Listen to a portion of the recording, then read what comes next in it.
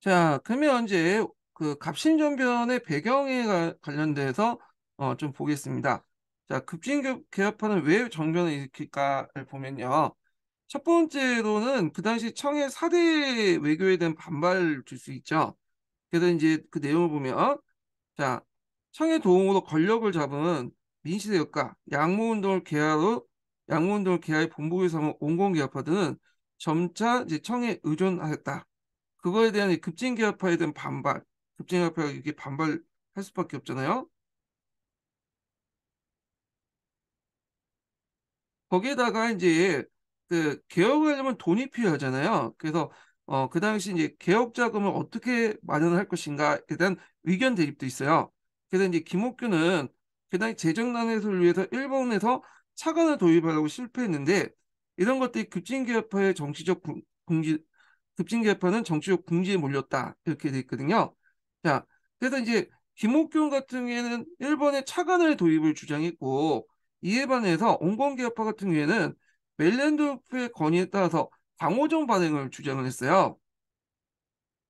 자, 당호전은 뭐냐면 그 상평통부 그 당호전 한 양당 상평통부 5냥이 되는 거죠. 일종의 이제 그 고액 화폐라고 보시면 돼요. 고액 화폐, 예, 당백정하고 비슷한 화폐인데 그거에 대해서 이 김옥균 등이 반발이 심했어. 왜냐면 이거는 화폐를 그렇게 많이 발행하면 인플레이션이 일어났기 때문에 도움이 안 된다. 그래서 차라리 일본에서 차관을 도입하자 이렇게 주장해요. 그리고 이제 예전에 김옥균이 일본에 갔을 때 일본에서도 이제 김옥균한테 너희들이 요구할 경우에 차관을 주겠다고 어 이렇게 뭐냐 언지를 줬어요. 그 말 믿고 이렇게 주장을 했거든요. 근데 막상 김옥균이 일본에 가니까 이게 일본이 원래 약속대로 주지 않은 거야. 결국엔 차관 도입이 실패했고 그리고 거기다 또 미국에서 차관을 도입했지만 또 실패했죠. 그러다 보니까 김옥균 같은 급진개혁파의 정치적 입지가 상당히 궁지에 빠졌어요. 자기가 큰 소리 쳐놓고 이제 빌리지 못했잖아요. 예. 자, 그리고 이제 이렇게 있고 그때 또 상황적으로 이제 또 유리한 상황이 또 전개됐는데 이렇게 보면 청나라가 이 베트남 문제로 프랑스하고 충돌할 기미를 보이게 돼. 그래서 서울 주둔의 병력의 절반을 베트남으로 이동을 시켰거든요. 그래서 이때 청나라가 이제 한 3천 명 정도의 병력이 있었는데 1,500명 정도의 병력을 그냥 이동을 시켰죠. 그러니까 국내에 1,500명 정도 남았다고 보면 되는데 그럼에도 불구하고 이제 일본군보다는 많았죠. 그 당시. 거기에다가 이제 급진계파들은 일본의 지원의 약속을 받았어.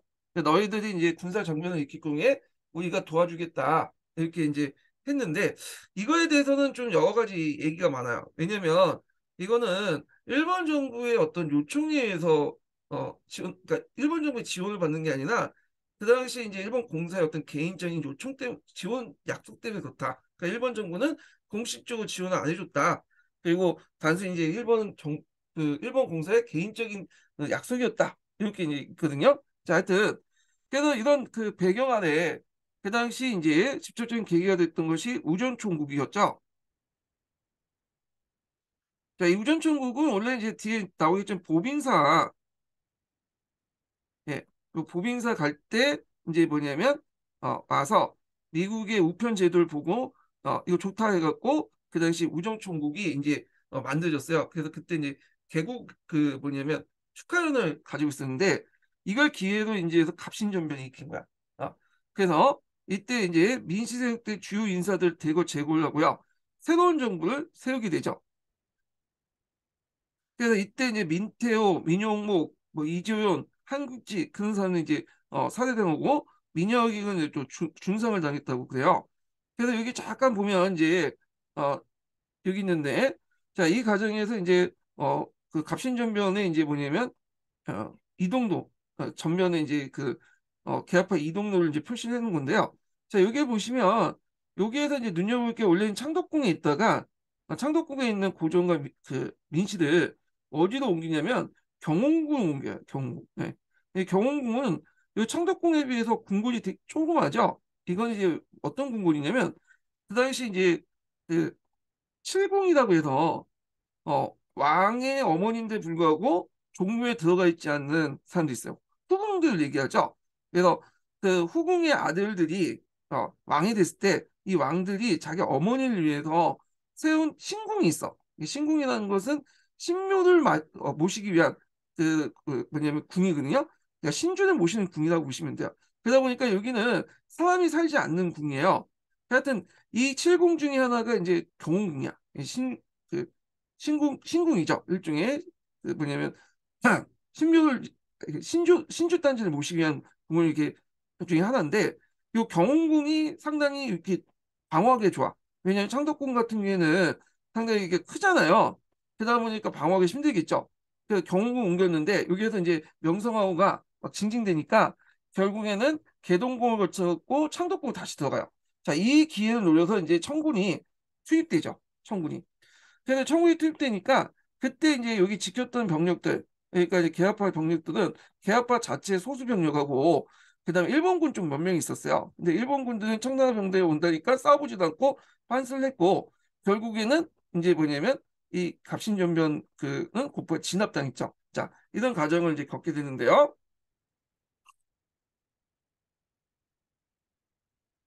자, 그러면 급진계합파들의 이제 개혁 내용을 좀 볼게요. 자, 급진계합파들은 새 정부의 그 수입을 각국 공사에게 알린 한편 국가 체제 전반의 개혁안을 발표했다. 예. 자, 그래서 이제 여기 개혁안을 기록한 게 뭐냐면 기록한 게 뭐냐면 김옥균의 갑신일록이에요. 거기 보면 14개 조항이 있는데, 자, 이거는 개혁안에 대해서 고종의 재가를 강요한 것이라서 정령이 아니라 주장이 정강이라 불리죠. 이거는 고종이 이제 헛박 아래 이제 그 개화파의 헛박 아래 간신히 도장을 찍었지만 나중에 부인했죠. 그래서 이걸 개화당의 일방적인 주장이기 때문에 정강이라고 불렸다. 14개조 정강이라고 있어요. 근데 여기도 있고 그 뒤에 연습 문제에 관련된 내용이 있긴 있는데 이게 뭐 그렇게 자세한 내용은 아니기 때문에 일단은 요걸 보고 얘기할게요. 자, 갑신전변은 이제 정강을 보면 이렇게 돼 있어요. 김옥균의 이제 그 갑신일록에 적혀 있는 내용인데, 자, 여기 이제 좀 보면 뭐 14개가 이제 쭉 있죠. 그래서 그걸 이제 좀 볼게요. 중요한 내용을 이렇게 14개를 뽑아놓고 보면 첫 번째로는 청에 잡혀간 흥성대원군을 곧 돌아오게 하며 종래 청에 대해서 항했던 조공의 허례를 폐지한다. 아, 그래서 이제 청의 사대 외교를 폐지하겠다. 그렇게 있죠. 근데 여기 좀 눈여겨볼 게 뭐냐면 흥성대원군을 돌아오게 한다는 의미예요. 흥성대원군하고 이제 급진기업파는 극대 극이죠. 이는 극우가 되고 이는 극자가 되잖아요. 네, 급진기업파들은. 근데 흥성대원군을 돌아오게 요구한 거는 두 가지 이유가 있어요. 첫 번째로는 그게 뭐냐면 민시대를 견제하기 위한 거죠. 그다음에 이 사람이 뭐 사상적인 지향이 어떻든 간에 북부잖아요. 왕의 아버지인데 여기 이제 청나라에 잡혀 있다는 것 자체가 사대를 의미하는 거잖아. 그러니까 이런 것들 국격이 떨어지는 거죠. 그래서 이런 것들을 요구했다는 거. 자, 그래서 있고 개인적으로 볼 때 그 흥성대원군도 이 김옥균 같은 그 급진기합할 그 싫어하지 않았어요. 막 칭찬도 해주고 그래. 나중에 보면. 그래서 극은 극대로 통한다고. 자, 이런 게 있는데 자, 그다음에 두 번째 보면요. 자, 문벌을 폐지하면서 인민평등을 권리에 세워 그다음에 능력에 따라서 관리를 임명한다. 이렇게 있거든요. 자, 이거는 양반 신분제도, 문벌제도를 폐지하고 능력에 따라 인재를 등용하겠다. 이렇게 해죠. 자, 요거는 갑신전변뿐만 아니라 예전에 한번 시험 문제 나왔는데 기초에 나왔던 거죠. 갑오개혁, 그 다음에 동학농민운동에도 공통적이죠. 이세 개가 다 들어가 있어. 예. 그래서 공통적으로 들어가 있다. 그래서 이게 이제 뒤에 나왔지만 해남교에서는 인민주권, 국민주권을 주장했다.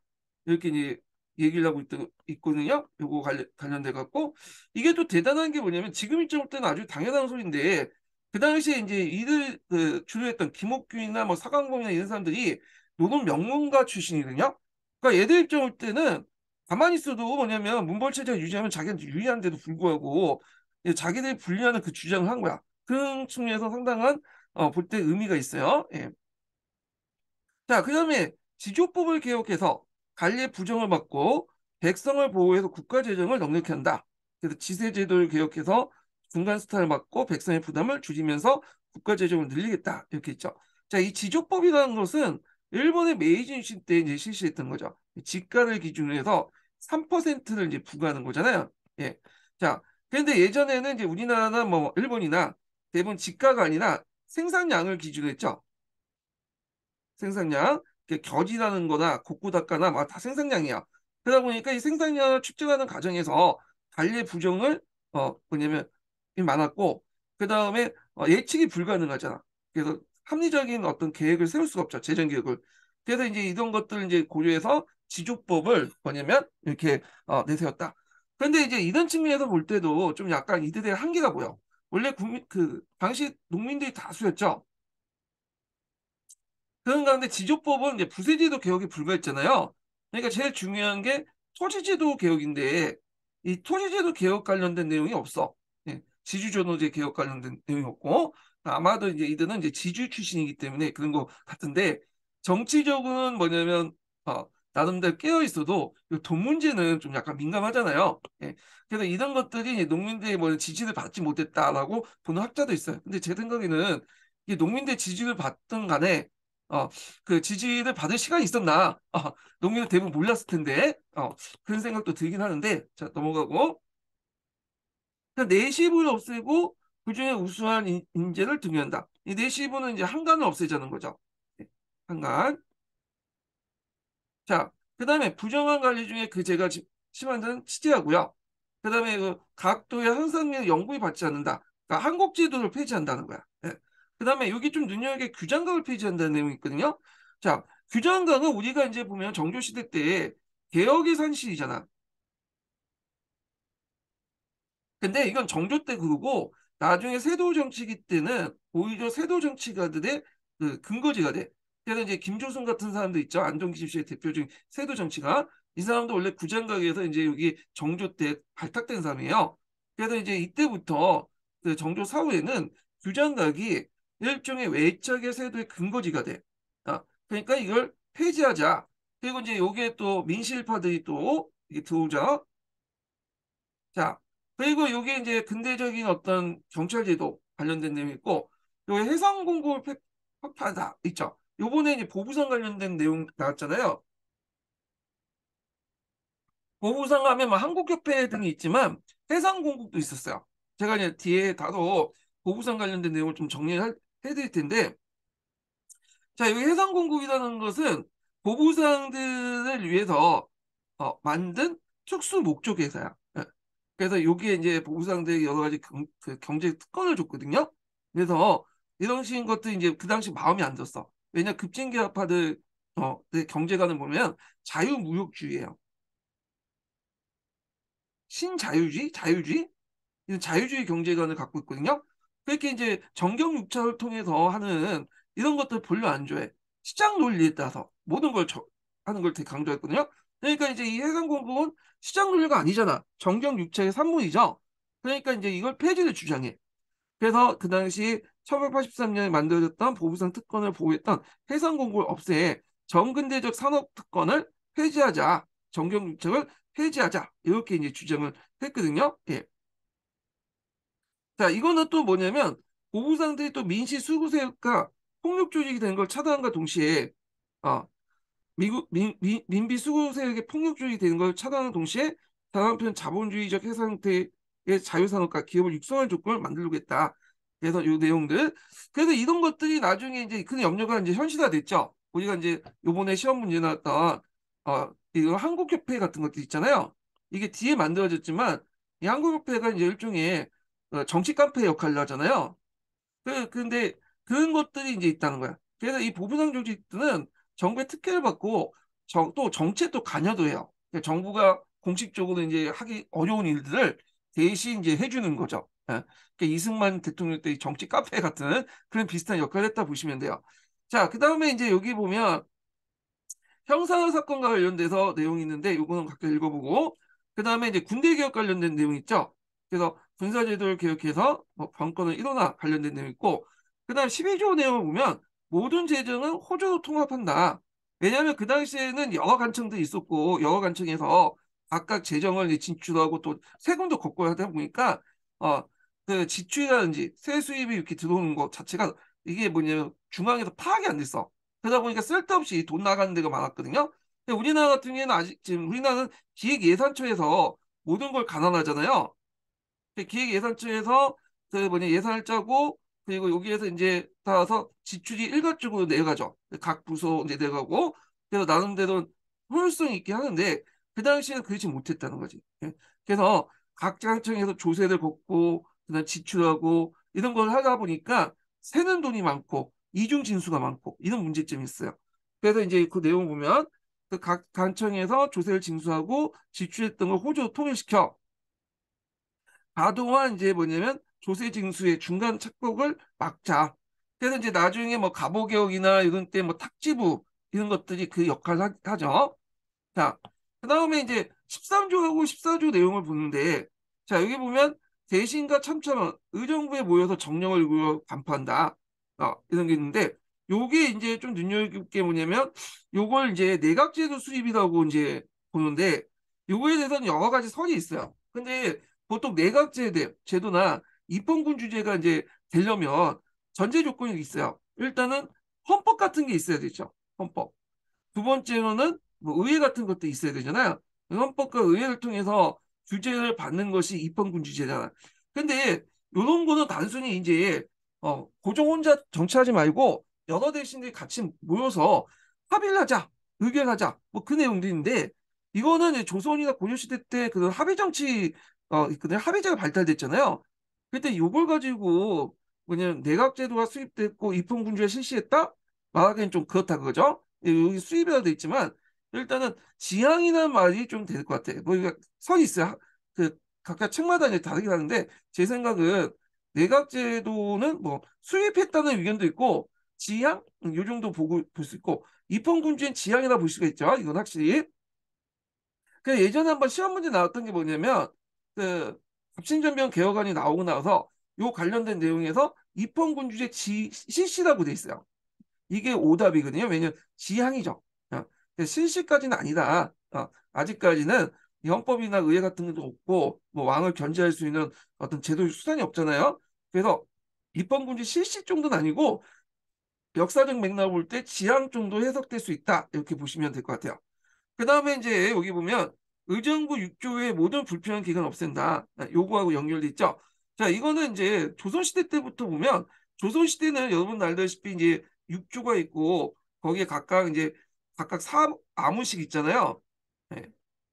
보조군 아문이라는데 그 육사가 있죠. 육사 아니 육자 제가 말 잘못했는데 다시 할게요. 6조 밑에 속사가 있죠. 네, 속사. 그래서 조선은 이제 6개, 네 개씩 속사가 있죠. 사사씩. 예. 그리고 요 밑에 또 아문이 있죠. 그래서 조선 초기 때는 이게 건국대전에 명시돼 있어요. 그래서 함부로 이제 간청 같은 걸 늘리지 않고 그랬는데, 근데 시간이 지나면서 요게 뭐냐면 뭐 6조 속사를 모르겠는데 그 아문들이 쓸데없이 많이 늘어나. 그러다 보니까 어떤 문제점이 일어났냐면 아문이 늘어나면 늘어날수록 어떻게 해요? 예, 재정 지출이 많이 늘어져. 여기 다 갈 일이 있을 거 아니야. 근데 이게 서로 업무가 겹치거든요. 그러니까 이제 아문 수를 줄여서 서로 간에 아문 수를 줄여고 겹친 업무는 통합하고 해야지 이제 또 공무원도 이제 해고하고 관리도 이제 돈도 절약할 수 있죠. 그래서 이걸 얘기했던 거죠. 그래서 이제 이렇게 14개의 조항을 이제 강력을 공표했다. 이렇게 보시면 될 것 같아요. 그래서 한번 교과서 내용이 이제 좀 약간 부족했기 때문에 좀 뭐냐면 다시 정리를 좀 해봤고요. 자, 그걸 통해서 뭘 이제 지향했냐?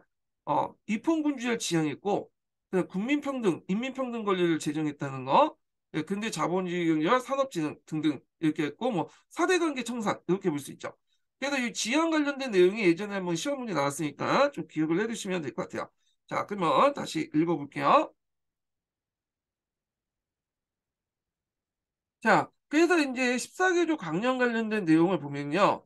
자, 여기 정리를 해보면 청에 대한 4대 강령 폐지하고 조선의 자주 독립을 선포했다. 그 문벌 폐지하고 인민평등권을 보장해서 능력만 있으면 누구나 관리가 될 수 있도록 했다.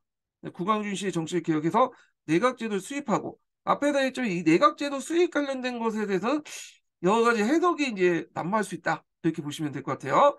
자, 조세, 제정, 군사, 경찰 제도를 개혁해서 조선을 힘 있는 국가, 근대 국가로 만들려겠다. 이렇게 보시면 되죠.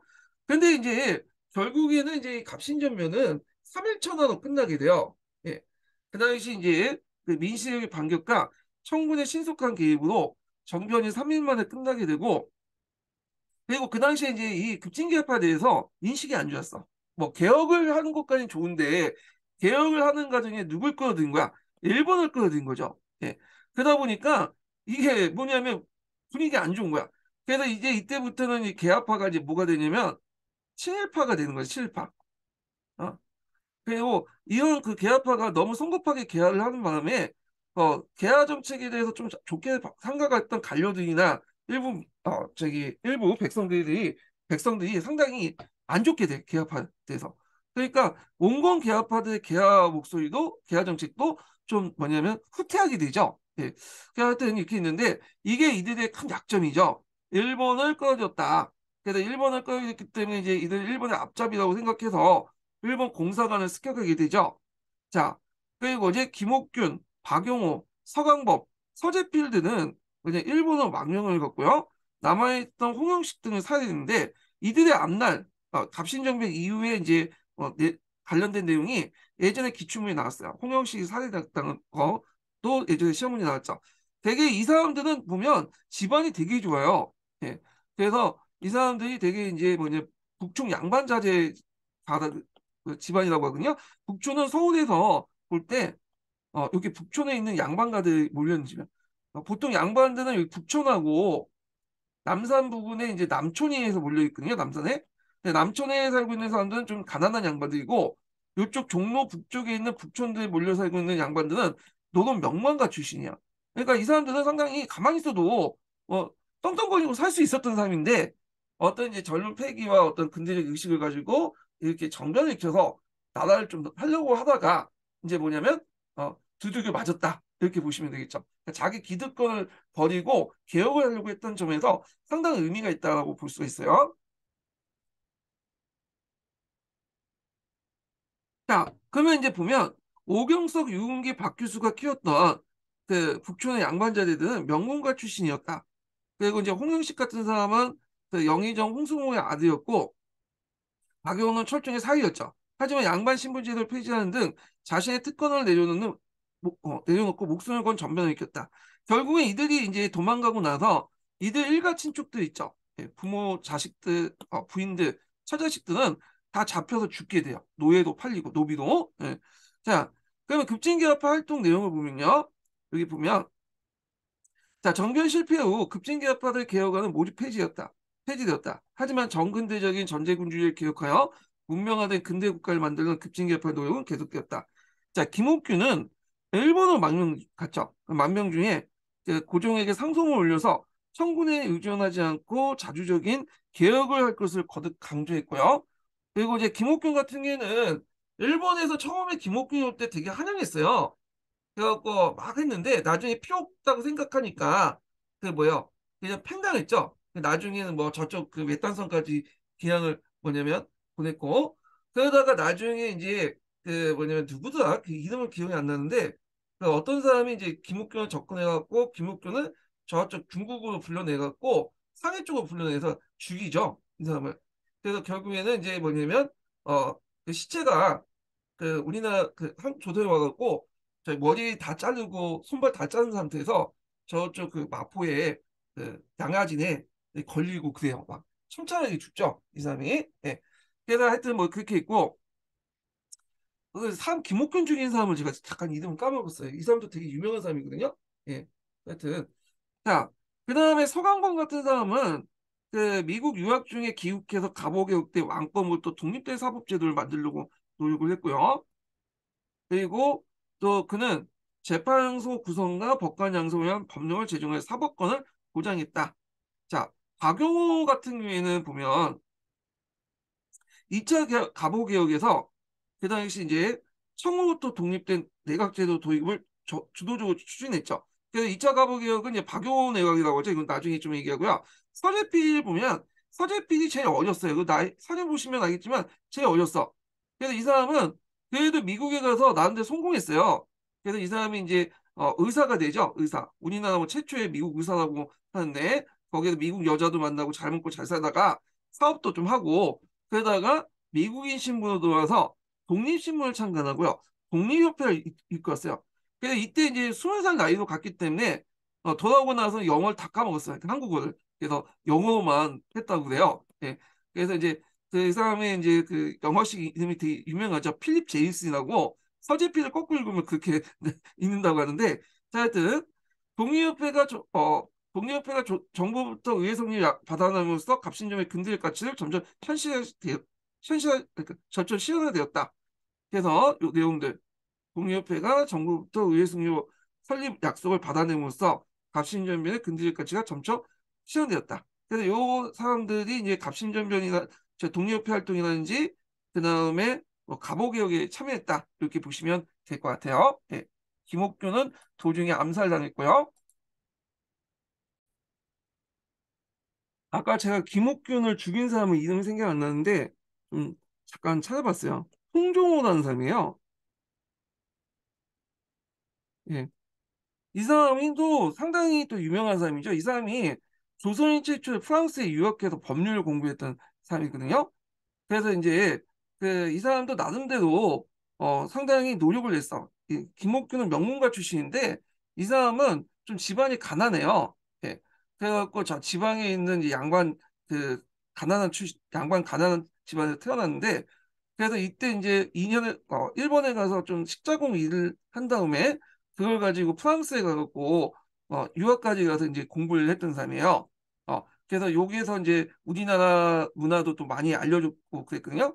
그래서 춘향전을 또 번역을 했다고 그래요. 여기서 심청전도 번역을 했고 우리 그 프랑스어로. 자, 그러다가 이제 나중에 프랑스 유학을 마친 후에 갑신전변에 실패하고 일본 망령 김옥균에 접근해가지고 이홍종우가 상해도 이제 불려내서 이 사람 죽여버렸죠. 홍종우 입장할 때는 개혁은 맞는데 이런 식으로 일본을 끌어다 개혁을 하면 안 된다는 생각을 가지고 있는 사람이야. 그래서 홍종우의 생각은 강력한 왕권을 바탕으로 개혁을 하자. 그래야지만 효율적으로 할 수 있다. 그러니까 뒤에 이제 강무개혁하고 비슷한 그런 마인드를 가지고 있었던 세력들인데 이들을 보통 이제 근황파라고 해요. 근황파. 개혁을 하지만 개혁의 주체는 강력한 왕을 중심으로 해야 된다. 이런 생각을 가지고 있었던 사람이거든요. 자, 하여튼 뭐 이렇게 해서 이제 용종하는 사람들 이름 정도는 기억해 주시는 것도 좋을 것 같아요. 자, 그 다음에 뒤로 넘어가서 갑신전변은 조선의 상황에 어떤 영향을 미쳤을까? 갑신정변의 영향 관련된 내용을 볼게요. 자, 갑신전변은 일본의 후원 아래 소수 지식인들 중심으로 그 당시 진행되어 민중의 지지를 얻지 못했다. 이게 이제 큰 한계점이죠.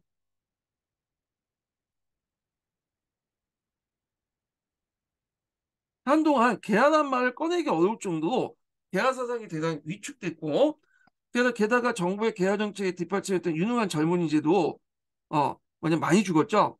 그래서 뭐 공공개화파니 뭐 급진개화파냐면 지네들이 치고받고 싸우면서 망명 갖거나 죽었잖아요. 그로 인해서 개화의 어떤 조선은 개화의 동력을 잃고 더욱 청의 종속 계속되었다. 자, 그래서 이때부터 청나라의 내정 가설이 더 본격화되기 시작해요. 그러다 보니까 이제 처음에는 청에 기댔던 이 민씨 정권도 점점 이제 멀어지게 되죠. 그래서 누구한테? 러시아와 미국에 접근하게 되죠. 이때. 자, 갑신전변 진압한 청의 위안스카이는 이 사람은 이제 우리나라 역사에도 유명하지만 또 중국사에도 유명하잖아요. 여기 보면 이 사람이 이모군란 때 청군 사령관을 참모로 처음으로 조명했어요. 그래서 내가 앞에 이모군란 때 이 사람이 사령관을 온 게 아니라 이 사람은 그때 이제 참모로 왔던 거고 나중에라고 제가 얘기를 했잖아요. 갑신전변 때 뭐냐면 공식적으로 이제 우리나라에 와가지고 아니, 우리나라에 이제 내정 간섭을 하게 했던 사람이야. 그러니까 이모군란 때는 참모로 들어왔고 갑신전변 때는 우리나라에 이제 그 조선 주차 총리 고소 통상사이라는 직책을 임명돼서 조선 정부에 간섭을 하게 돼요. 갑신전변 이후에. 신해혁명 때 중화민국 초대 대통령을 대총통을 지냈다는 건데 이건 중국사 관련된 거니까 그때 좀 얘기하고요. 그래서 갑신전변 때 이 사람이 마치 총독처럼 행사하면서 조선의 내정과 외교를 간섭했죠. 심지어는 그 동전에 있는 내용조차도 뭐 간섭했다고 해요. 예. 그래갖고 이제 있고, 자, 일본은 갑신점의 깊숙이 개입하고 나서 오히려 조선의 피해를 보상을 요구했어요. 그 한성조약을 체결했다. 그래서 일본 같은 경우에는 의심을 받고 있었죠. 예. 얘네들이 이제 뭐냐면 부추겨갖고 갑신점이 익혔다. 그래서 일본은 우리도 피해자는 피해자 코스프레 하는 거야. 그래서 이제 앞에 보면 그 당시 서울의 민중들이 일본 분노해가지고 일본 공사관을 습격했다고 했잖아요. 우리도 공사관을 습격받았으니까 그래도 보상을 받아야 된다. 그래서 한성조약을 우리나라하고 맺었었어요. 그리고 이제 이어서 청나라하고 일본이 맺어진 조약이 있어. 이게 탱진 조약이야. 예.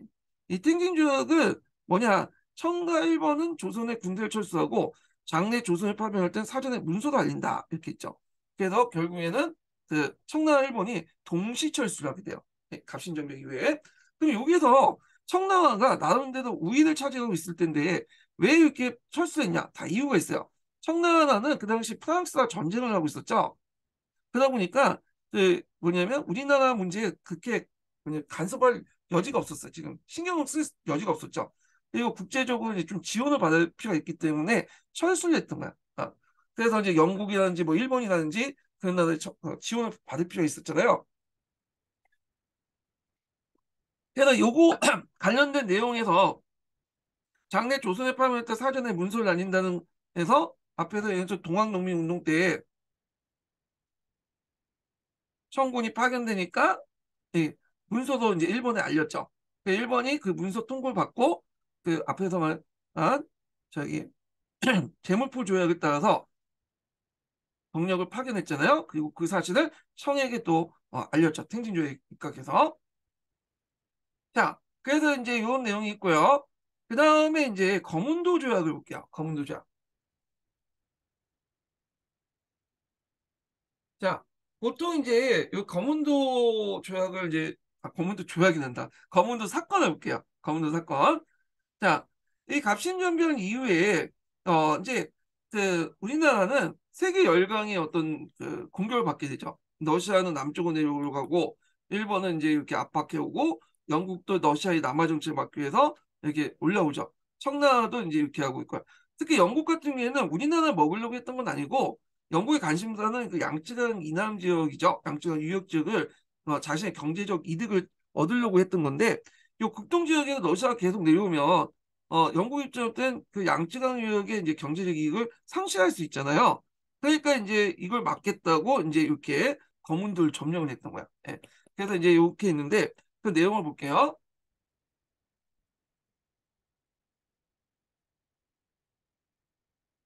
자, 갑신정변 이후에 청해 간섭이 더 심화되니까 그 당시 이제 고종은 러시아를 끌어들여서 청을 견제하려고 했죠. 예. 그래갖고 이제 있고 그때 러시아 공사관이 누구였냐면 베베르라는 사람이 있어요.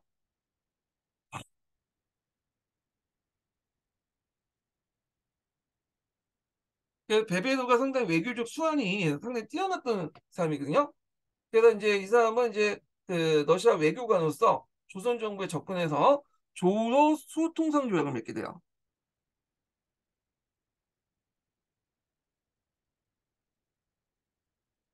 그리고 이제 청일전쟁 이후에 그 신라세력을 확대하는데 큰 역할을 했다는 거. 그리고 나중에 아가판천 있죠. 이 아가판천 할 때 큰 공헌을 했던 사람도 뭐냐면 베베르죠. 이 사람이. 자, 그래서 이제 청을 견제하려고 했다. 그래서 이제 여기 보면 조로 수통상조약을 맺게 되는 거죠. 이때 맺을 때 청나라가 직접 맺어준 그 간섭 중개하지 않았죠. 직접 맺어준 거야. 그래서 러시아 청나라는 그 당시 러시아의 남하 정책을 견제했기 때문에 그 중개를 안 해줬죠. 직접 수교를 맺었다. 자, 그래서 이제 있고 그 여자의 세계 도처에 러시아에 맞서고 있는 그 당시 이제 영국하고 러시아가 그 그레이트 게임을 이제 벌이고 있었죠. 러시아의 남하를 견제한다는 구실로 거문도를 불법 점령했다. 이 거문도 사건인데 여기 너무 간략하게 돼 있거든요. 예. 그래서 잠깐 이걸 좀 가지고 설명 좀 할게요.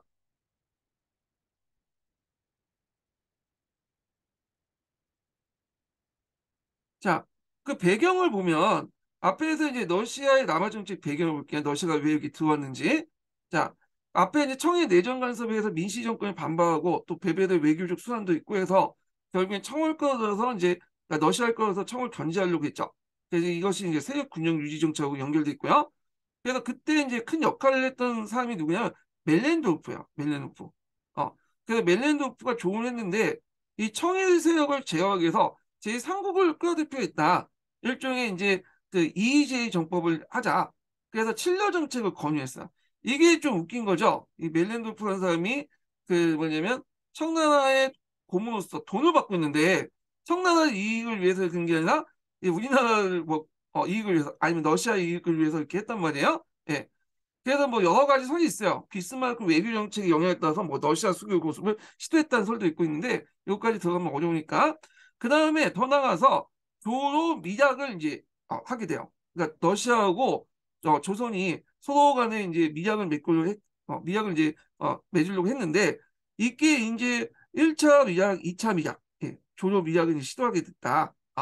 그래서 민씨정권 청과 일본이 아닌 제3세력을 끌어들여 청해양국을 견제하려고 했고 그 과정에서 또 조선과 러시아가 미약을 맺었다. 그래서 여기 보면 두 가지 미약설이 있어요. 1차 조선 미약설과 2차 조선 미약설인데 자, 요 관련된 내용이 예전에 기출문제 나왔어요. 요 관련된 내용이. 그 내용을 보면요.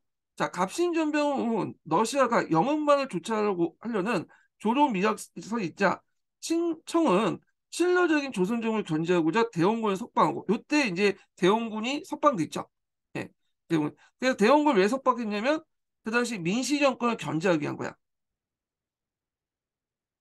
그러니까 반청적인 견해에 멜레노프를 파면했어. 예. 이 사람이 이제 그 청나라 공을 와서 청나라를 일하지 않고 러시아를 일했거든. 그러니까 이제 파면했고 그 다음에 데니드 그 후임을 파견했으나 그 역시 또 자신해져서 청안론에서 전인자 같은 똑같은 주장을 했어요. 그래서 얘도 뭐냐면 파면했죠. 그래서 이제 1차 조로 미약설이 관련된 내용이고요. 자, 제2차 조로 미약설은 1886년에 조선 정부의 반청 경을 이용해서 러시아 공사관이었던 웰베드, 그러니까 베베드라고 하죠. 또 조두순의 추진 후, 웰베드는 조두순의 추진 후 조선과 삼국 분쟁 시 러시아 군함을 파견하는 미약을 민비와 웰베드 간에 체결했으나 청의 압력으로 폐기되어 받았다. 이렇게 이제 보시면 돼요. 자, 이렇게 1차와 2차에 거쳐서 조로 미약을 맺으려고 한다는 소문이 드니까 영국이 안 되겠죠. 온 거야. 그래서 거문도를 점령했어요. 그래서 거문도를 점령해서 러시아의 남하 정책을 저지하려고 했다. 그래서 영국의 거문도의 사건의 배경은 조선과 러시아의 두 번에 걸쳐서 미약설과 관련돼 있다. 이렇게 기억을 해두시면 될 것 같아요. 예. 자, 그래서 이제 이렇게 있고 다시 넘어가서 결국에 이 거문도 사건은 거문도 정령은 청해 이용장의 주재로 해서 결국 2년 만에 철수를 했어요. 예. 그래서 이용장하고 나디케스키의 협정을 맺고 이제 2년 만에 철수를 했다는 거. 예. 그래서 이렇게 있고 자, 이 사건은 조선이 언제든지 주변 열강들의 각축장이 될 수 있음을 보여주고 있다. 이렇게 했죠. 자, 그러면 여기에서 이제 거문도 사건이 나오는데 거문도 사건이 예전에 기출문제에 나왔어요. 언제 나왔냐 이렇게 하신 분도 있는데 예전에 그 지도 보여주고 거문도가 어디냐 위치 묻어준 적 있어요.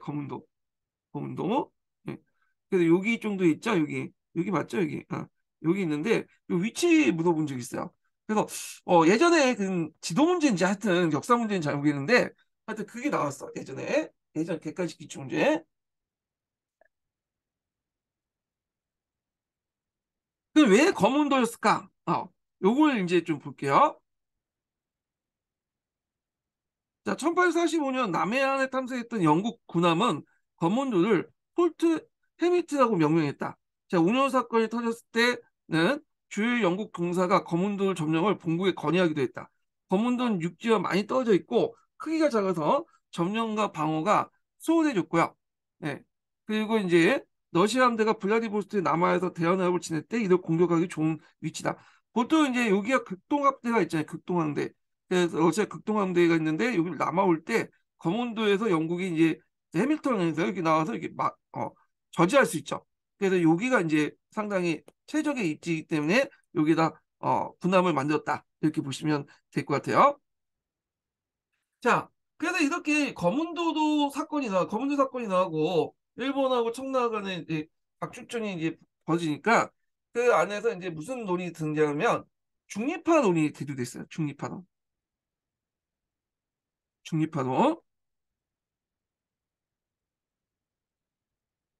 자, 그래서 이제 중립파론인데 이 중립파론은 이제 독일 영사였던 부영사였던 부들료하고 6.1전에 6.1준이 중립파론을 제시했죠. 김옥균도 제시했다고 하는데 자, 그래서 한 세 가지 의견이 있어요. 그래서 보면 독일 영사의 부들료의 중립파론을 보면 자, 청일 양국의 정쟁터가 되기 것을 막기 위해서 조선의 중립파론을 제기했고 세이슬 모델로 해서 중립파론을 제안했다는 거죠. 자, 그다음에 유길준인데 유길준은 이제 갑신전변에 서로 연결돼 있다 해서 김옥균하고 연결됐다 해서 미국에 급히 돌아온 다음에 거의 7년 동안 넘게 유폐당했거든요. 이때 이제 서열검문도 쓰고 이 사람이 또 중립파론을 또 올렸죠. 그 내용을 보면 자, 열강들이 모두 참여해요. 특히 청나라가 이제 그걸 중심으로 해갖고 참여해서 그 조선의 중립 조약을 책을 구상했어요. 그래서 벨기에가 불가리아를 모델로 중립파론을 제출했다. 그래서 청나라의 주재하에 일종의 다자회담을 뭐냐면 다자회담을 개최해서 서로 간에 이제 조선을 중립화시키겠다고 조약을 맺으면 구속력이 있지 않을까 이렇게 이제 주장을 했던 거고, 자, 김옥균도 이제 그 당시 이제 그 일본에 있을 때 일본 망명 갔을 때 청나 이홍장에 보낸 공개 선언에서 어 한반도 중립화론을 주장했다 이렇게 했죠.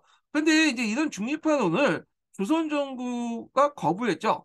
구두도하는 이제 텐긴 조약이 조선의 안정을 보장해 주는데 괜히 이 중립화론 체결해봤자 청일 양국을 자극시킬 수 있다. 뭐 이렇게 이제 생각한 거고. 그다음 6.1주간 같은 게 믿지 못했어. 6.1준이 이제 앞에서 얘기한 것처럼 갑신전변하고 또 김옥균하고 친하다 보니까 또 유폐 상태였죠. 그러니까 민씨 정권이 이제 뭐냐면 이를 배척했고 받아들이지 않았고. 근데 이 중립파론이 많이 줘서 중립파론이지 이 중립파론은 이제 전제 조건이 있어요. 일단은 그 중립파를 지키는 만큼 이 강력한 이제 뭐냐 국방력을 가지고 있어야 되고 상대적 열강에 뭐냐면 침입할 어떤 건덕지를 주변에 없어야 된다는 예, 전제 조건이거든요. 근데 우리나라는 그러지 못하죠. 지금도 그렇지만 괜히 함부로 중립을 이제 선포했다가는 양쪽으로 공격을 받을 수 있잖아요. 차라리 한쪽에 줄을 서가지고 그 뭐냐 강대국과 연합을 해갖고 우리의 어떤 안정을 보장받는 게 제일 좋잖아요. 그래서 지금 우리가 첫째 미국에 줄을 쓰는 이유도 그런 이유죠. 예. 자, 하여튼 다시 이제 읽어볼게요. 자, 그 6.1준의 중립화 논이 있는데 여기 한번 읽어볼게요. 러시아인들이 우리를 노린 지 오래되었으나 아직 감히 움직이지 않는 것은 세력 균형의 법칙이 적용되기 때문이다. 그래서 실제로 중국을 두려워해서 그런 것이 세력 균형의 법칙이 저지한 것도 있겠지만 실제 중국을 두려워하여 그런 것이다. 오직 중립 한 가지만 진실로 우리 나라를 지키는 방책이다. 그러나 이들 우리가 먼저 제청할 수 없으니 중국, 청나라가 중심으로 해갖고 하는 것이 좋겠다라는 것이 6.1준의 중립파론이에요. 거기에 이제 보충 내용을 볼게요.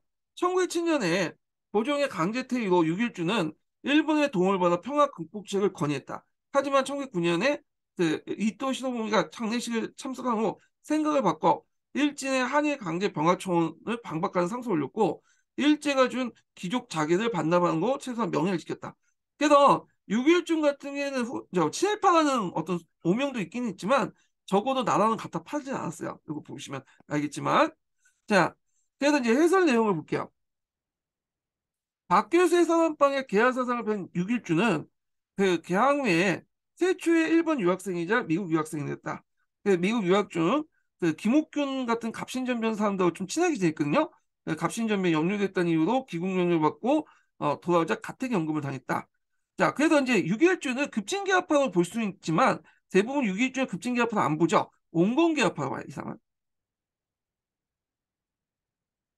이걸 이제 잘 볼 수 있는 게 서유고문이라는 책에서 이제 볼 수 있는데 이 사람은 그 외국의 이제 제도를 상당히 뛰어나다는 걸 보고 있어. 입헌군주의나 공화국이 상당히 뛰어난 제도다. 그렇지만 우리나라 실제는 맞지 않다. 우리나라는 그런 강력한 왕권 중심으로 뭐냐면 개혁을 해야 된다. 뭐 이런 생각을 갖고 있기 때문에 이 6.1주는 온건개혁, 급진개혁파하고 좀 약간 친하긴 했지만 온건개혁파적 인물로 이제 분류하고 있다. 이렇게 기억을 해두시면 될 것 같아요. 자, 그는 서양의 근대 문명을 소개하는 서유건문을 집필했고요. 이거 유명하죠? 예. 그래서 이렇게 있고 우리나라 또 국학문 호루체도 또 유명하죠. 최초에.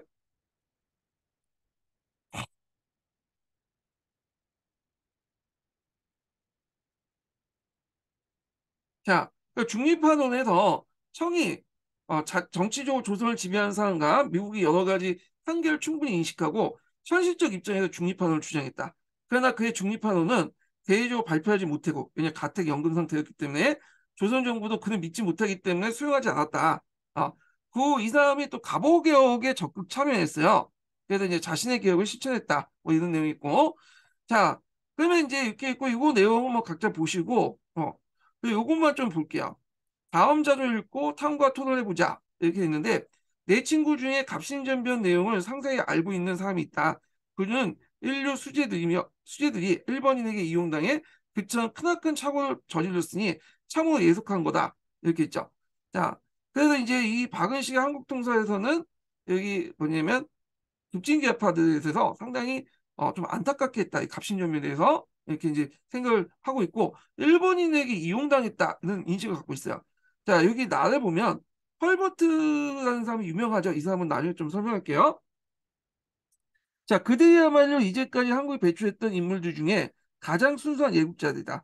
그들은 같은 시대의 사람들을 훨씬 앞서고 있으며 조선국에게 가장 바람직한 걸 실현하고자 했다는 거죠. 그래서 여기에서는 나름대로 헐버트가 좋게 생각하고 있어. 예. 그래서 좀 인식 차이가 있죠. 그러니까 기획과 니은이 공통해서 가리킨 세였던 급진기합하고요. 자, 각 자료에서 일본세 급진기합에서 다르게 평가한 부분을 밑줄치 그어보자. 여기 있죠. 이렇게. 박은식은 이렇게 해서 크나큰 착오를 이뤘다. 그 다음에 이 부분에서 이제 얘네들은 긍정적으로 보고 있죠. 헐버트는. 예. 자, 그래서 자료의 주장을 참고해서 갑신점의 의유한계를 보자. 요거 기출에 은근히 많이 나오죠. 요 부분이 의유한계.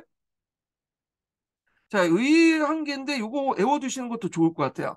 예. 예전에 의유한계 써라고 나온 적 있어. 자, 의의를 보면요. 청에 대한 사대관계 폐지, 문벌 폐지와 인민평등권 추구, 전제군주의 개혁 등 갑오개혁과 그 위에 여러 근대운동에 큰 영향을 미쳤다. 한계를 보면 백성을 수동적 계몽의 대상을 보고 소수 지식인의 개혁을 추진했고 청호도 독립을 말하면서 일본에 의존적이었다는 거죠. 예. 이런 것도 있고 다른 책에서는 음, 구세제도 그 토지 개혁이 없었다. 이런 내용이 있어요. 그래서 농민들의 지지를 받지 못했다는 내용도 있거든요. 예. 자, 이렇게 해서 이제 한번 파악을 해도 봤고요. 그러면 이제 다른 교과서에 있는 내용을 좀 볼게요. 자, 여기 보면 이제 그 미래인 교과서를 볼게요. 미래인 교과서. 자, 미래인 교과서 보면 김옥균이 국내 정세에 대해서 자신의 의견을 고종에 이제 올린 글이 있거든요. 어, 그래서 그는 개혁을 하지 않으면 나라가 망할 것이다. 그래서 이 글 올리고 나서 김옥균을 비롯해 급진개혁파들의 무력을 동원해서 갑신정변을 일으켰죠. 자, 그런 내용이 있고, 그 다음에 개화 정책을 이제 추진하는 어려움을 겪다. 이렇게 있는데, 자, 이 내용을 볼게요. 자, 이모군란 이후에 청은 내정 간섭을 강화해서 그 조선을 속국으로 만드는 야욕을 드러냈다. 종전의 총이 아니죠. 다른 이제 모습을 보이기 시작한 거야. 자, 이런 상황에서 고종은 이모군란 책임을 물어 흥성대원과 가까운 관리들을 간직에 쫓아내고 개화 정책을 다시 추진했다. 그래서 이제 통신기구와 군사제도를 정비하고 방문국을 설치했다는 거죠. 예, 방문국. 그래서 신문을 발간했다 했는데 앞에서는 잠깐 언급됐던 건데 여기는 좀 자세히 이야기하고 있어요. 이모군란 이후의 개혁 정책 관련돼서 방목국 관련된 내용을 볼게요. 1883년에 설치되어 신문이나 잡지의 편찬과 인쇄를 맡아봤던 기관인데 한성국 판유 한성국 판유에 있었던 박용호가 이제 주도를 했죠. 그래서 이때 초창기 때 그 한성신문, 그러니까 한성순보는 급진개혁파가 만들었어요. 예. 그래서 이렇게 있는데 박용에 만들어진 신문 발간을 추진했으나 그가 강조 유수를 자천된 이후 온공개혁파에서 그 한성승부가 발간됐다 이렇게 있는데, 그러니까 초기 때는 박용호가 주도로 해갖고 이제 한성승부했지만 나중에 온공개혁파로 이렇게 바뀌었다는 거 있고, 이건 또 다른 책에서는 이렇게 돼 있거든요. 여기 이제 박문국이 나중에 좀 갑신전변 때 불타 없어졌어요. 예. 그래갖고 있다가 다시 이제 만들어지고 나서 박문국의 이 한성순부가 아니라 한성주부로 이름이 바뀌었다. 그리고 한성주부 때 뭐냐면 이 온건개혁파들이 뭐냐면 한성주부를 만들었다. 그래서 약간 의견이 좀 다른 것 같아요. 이거는요. 예. 하여튼 처음에는 그 급진개혁파, 나중에는 온건개혁파 이렇게 이제 주도를 했다. 이 신문을 만들었다. 지금 기억을 해두시면 될 것 같고요. 그냥 이러한 노력은 청에 계속된 내정 간섭과 민주정권의 친정 사대 정책, 개화 정책 추진에 따라서 예산 부족도 어려움을 겪었다 이렇게 있고요. 자, 여기 개화파가 분화되다 있죠. 그래서 이제 온건개혁파, 급진개혁파 있는데, 여기 온건개혁파가 주장했던 그 내용, 그리고 동도서기론, 어, 이거 좀 한번 읽어보시고요. 이거 급진개혁파의 주장 내용 있죠. 자, 그래서 이제 온건개혁파는 청해 양모운동을 와서 동도서기론 이렇게 이제 주장했는데, 동도서기론은 내용들이 쭉 있죠. 비슷한 주장이 청해 중체소영론, 일본의 하옥양제론 이런 것도 있고, 자, 그래서 이제 이는 조선의 정통적 유교 질서를 유지하면서 서양의 과학기술을 받아들인 개혁을 이뤘던 입장이었다. 그 다음에 급진개혁파 관련된 내용인데, 메이지 유신을 바탕으로 서양의 기술은 물론 그 바탕이 되는 근대 사상과 제도까지 수용해서 정치 사회 체제를 근본적으로 개혁하고자 했다. 그래서 이제 여기 보면 계합파 분화해갖고 온건개혁파, 급진개혁파 이렇게 어, 내용이 있죠. 네, 이런 것도 좀 기억을 해두시면 되는데, 여기에서 이제 좀 볼 게 뭐냐, 양절체제론 있죠. 제가 이제 전 시간에 양절체제론을 좀 얘기했는지 모르겠는데,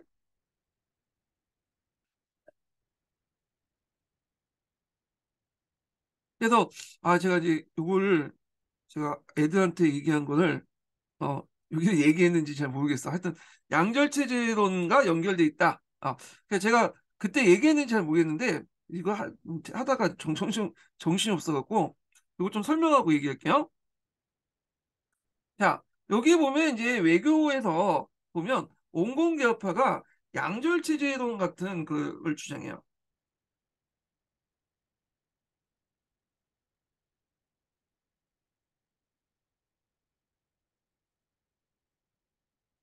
그래서 이제 했는데 이거 얘기한 것 같아요. 맞아.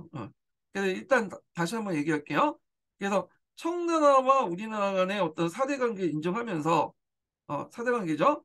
동시에 뭐냐면 국제적인 어떤 만민공복 관계 있죠. 이것도 동시에 인정하자. 그래서 이제 양절체 제도니까 그래서 했는데, 자, 이런 것들이 이제 뭐냐면 그 온공개혁파들의 주장 내용이야. 이 양교체제도. 예. 자, 요건 앞에 제가 얘기했으니까 이제 넘어갈게요. 예, 기억나네. 얘기했어요. 자, 그 다음에 이제 급진개혁파 정변을 익히다 이렇게 있는데, 요거는 급진개혁파의 이제 뭐냐면 배경, 그 갑신정의 배경이 쭉 나와 있죠. 그 앞에 있는 내용하고 거의 비슷비슷해요. 예. 그래서 있고, 그 다음에 베트남 문제 같은 거 있죠. 그래서 베트남 문제로 프랑스에 대입했던 청은 한성이 주도했던 청군의 절반을 철수했다.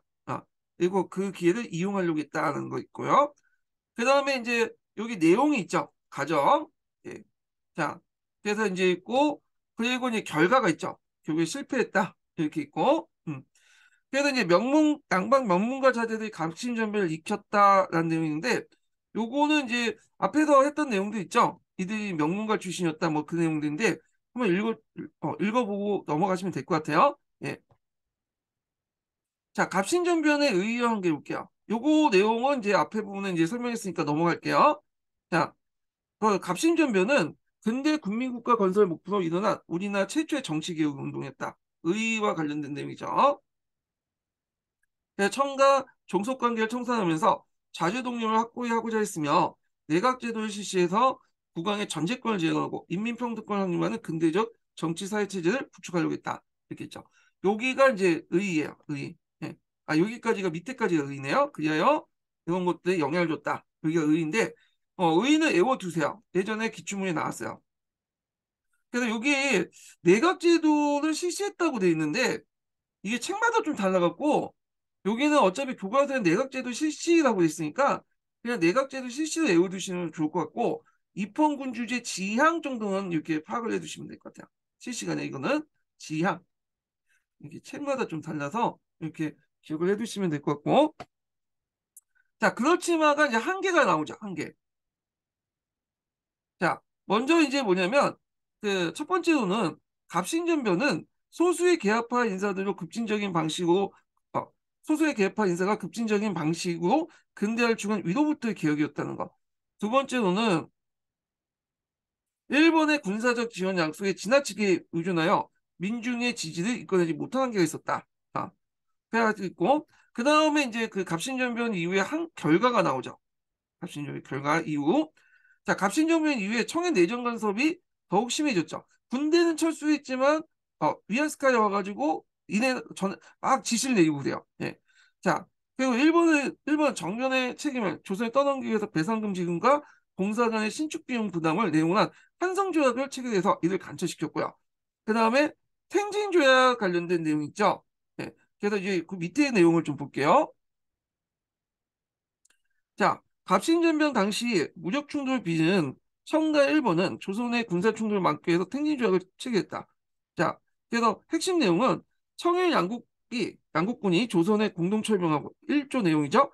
파병할 때는 반드시 문서를 보내 통보한다. 이게 3조 내용이에요. 예. 자, 그 다음에 이제 김유신의 이제 그 갑신전변은 평가가 있죠. 예. 그래서 이제 김유신의 평가와 뭐 윤치호 평가 뭐 이렇게 있는데 이거 뭐 각자 읽어보시면 될 것 같아요. 똑같은 거예요. 양쪽에 평가가 있다. 뭐 이렇게 있고 자 이렇게 있고 그 다음에 조선 중립화론이 대두하다 이렇게 볼게요. 자 여기 보면 이제 한반도 둘러싼 갑신정변 이후에 이제 뭐냐면 정세를 이제 얘기를 하고 있죠. 그러니까 갑신정변 전후의 정세를 어, 보고 있는데 그래서 청나라, 영국, 일본, 러시아 이렇게 둘러싸 있잖아요. 우리나라가요. 그래서 이제 그 영국은 러시아의 남하를 견제하는 구실로 거문을 불법 점령했다는 거. 그 다음에 그 과정에서 구들로는 조선 중립화론을 건의했고 같은 해 미국에 도는 육일준도 청을 중심한 열강이 이 조선의 중립을 보장하는 해야 독립을 보장할 수 있다는 중립화론을 집필했지만 정책에 반영되지 못했다는 거. 자, 그 열강의 각축 속에서 개화와 자주를 모색하다 이렇게 있는데 자, 갑신전변 이후에 고종은 자주 독립과 왕권 신장을 위해서 개화 정책과 자주 외교를 설치했는데요. 그 뒤에 이제 내용하고 좀 겹치지만 일단 읽어볼게요. 자, 이를 위해서 근대학문과 외국어 교육하는 유경공을 만들었고요. 자, 이것도 뒤에 있죠. 그때 자세히 얘기하고 그다음에 서양식으로 군사훈련받는 연무공원을 설치. 오늘날만 사관학교를 만들었다는 거야. 사관학교. 그리고 청해 반대도 무릅쓰고 미국인을 초빙해서 이 군사 훈련과 이제 교육을 시켰다. 또한 자주 외교를 위해서 일본과 미국에 공사관을 설치했다는 거야. 자, 이게 상당히 이제 의미가 있는데 뭐냐면 그 당시 미국이 우리나라에 공사관을 설치했죠. 다른 나라는 그 공사관을 설치해서 공사를 파견했어요. 네, 공사를. 그래서 다른 나라는 공사가 아니라 좀 한 단계 아래인 대리공사를 파견했죠. 그래서 뭐 동경이나 청나라의 베이징에 공사가 있고 좀 한 단계 낮은 대리공사를 파견했는데 우리나라는 정시호 공사관을 설치하고 공사를 파견했단 말이야. 고맙잖아요. 그러니까 보빙사를 파견한 거잖아요. 보빙사를. 자, 그래서 이제 이렇게 했는데 자, 이때 우리나라도 상호주의 원칙에 따라서 미국의 공사관을 설치했어요. 그래서 주미공사관은 서양 국가에서 설치된 최초의 상주 공사관이고 조선이 자주 독립군을 알리고 미국의 문물을 적극적으로 수용 계기를 마련했다. 이렇게 했죠. 주미공사관의 의미가 있죠. 여기 음, 두 가지 의미가 있는데 주미공사관을 설치할 때 그 청나라가 되게 반대가 심했어요. 너희들이 왜 돈을 써가면서 미국에 공사관을 설치하려고 하냐? 모든 문제 청나라 공사관에서 알아서 해줄 테니까 너네들 설치하지 마라. 이렇게 얘기했거든요. 그런데 고종이 밀고 나갔죠. 왜냐하면 미국의 공사관을 설치한 이유가 청나라를 견제한 측면도 있어요. 예. 그래서 결국에는 그 뭐냐면 공사를 파견했죠. 예. 청나라가 되게 반대했는데도 불구하고 그 당시 이제 그 뭐냐면 미국 공사관을 어, 미국 공사를 파견했어요. 예. 그런데 이제 그러니까 청나라가 이제 조건을 내걸었죠. 그래서 그 당시 이제 주미공사는 독단적으로 행동하지 말고 뭐냐 청국 공사와 같이 미국 행정관리를 만나야 되고 그 다음에 이제 그 자리에 앉을 때도 동속을 같이 앉지 않고 먼저 청국 대사가 이렇게 앉은 다음에 그 다음에 조선 여기 뒤에다 뒷자리에 앉아라 뭐 이런 쓸데없는 것까지 이제 다정하면서 했는데 자 그래서 뭐 이렇게 해서 이제 이런 걸 통해서 뭐냐면 좀 압박을 주려고 했는데 이때 초대 주미대사로 이제 주미공사 같은 사람이 박정환이라는 사람이에요. 박정희 보니까 이거 마음에 안 들거든. 그래갖고 그냥 청나라한테 보고하지 않고 단독으로 미국 관리를 만나는 행동을 했어요. 그러니까 청나라가 이제 항의를 하니까 결국에 박정희 잘리게 돼요. 결국에 돌아오게 되는데 하여튼 이런 것이 있었다. 이렇게 보시면 돼요. 요 관련된 내용이 그 09년 개정 교과서에는 있거든요. 한국사 교과서에는. 근데 요게 없어. 여긴 잘렸네 그냥. 예. 자, 그러나 정부가 추진한 개화 정책과 반청 정책은 신청 관료파들의 어떤 신청파 관료들의 비판과 청의 간섭 등에 기대한 만큼 성과를 거두지 못했다. 이렇게 있고 거기에 이제 초창기 때 주미공사와 같던 박정희 일항이 있죠. 여기에서 이제 보면 이제 그 여기 이완용이라는 사람이 따가 이완용이 그 참사가 났다는 거는데 그래서 이완용이 친미파였던 이유가 뭐냐면 주미공사 박정희 따라갈 때 오랫동안 이제 공사관에서 일을 했어요. 예. 그렇기 때문에 이상 이학영이 그 앞에 유경공원에서도 영어를 배웠고 여기 와서도 또 뭐냐 미국에서 또 영어를 배웠기 때문에 영어를 되게 잘해. 영어를. 초창기 때는 친미파 정동 국악부 출신이었죠. 예. 나중에 이제 친일파로 바뀌긴 했지만 처음엔 친미파였다. 이 사람이요. 그래서 나중에 이제 일본어를 못했는데 이 사람이 되게 영어를 잘했다고 그래요. 예. 자, 그래서 있고 자, 조선 중립화론이 있는데 6.1조의 중립화론은 이제 아까쯤에 얘기했으니까 건너뛰고 그 밑에만 좀 볼게요. 여기 보면 이제 한반도 열강의 각축 있죠. 예. 그 코리아, 이 코리아인데 C라고 했는데 요즘에 K라고 쓰잖아요. 원래 예전에는 C라고 썼대요. 예. 근데 일본이 J 앞에 그 쓴 걸 싫어해서 K로 고쳤다고 하는데 모르겠어요. 예. 자, 이 코리아라고 이제 썼던 그 물고기 낚기 위해서 자리 잡고 앉아있는 각조를 보이는 청가 일본의 모습이다.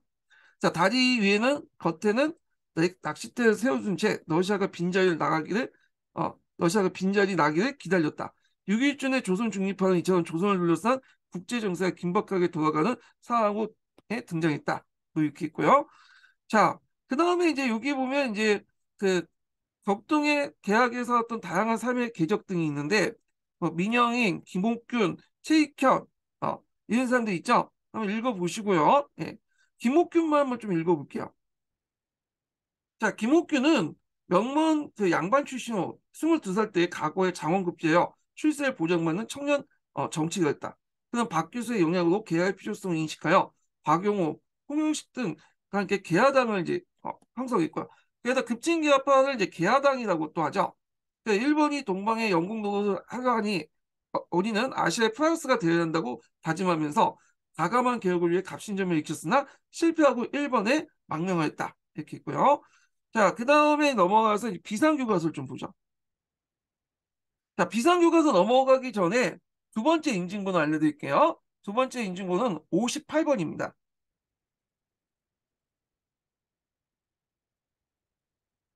두 번째 인증번호 58번이에요.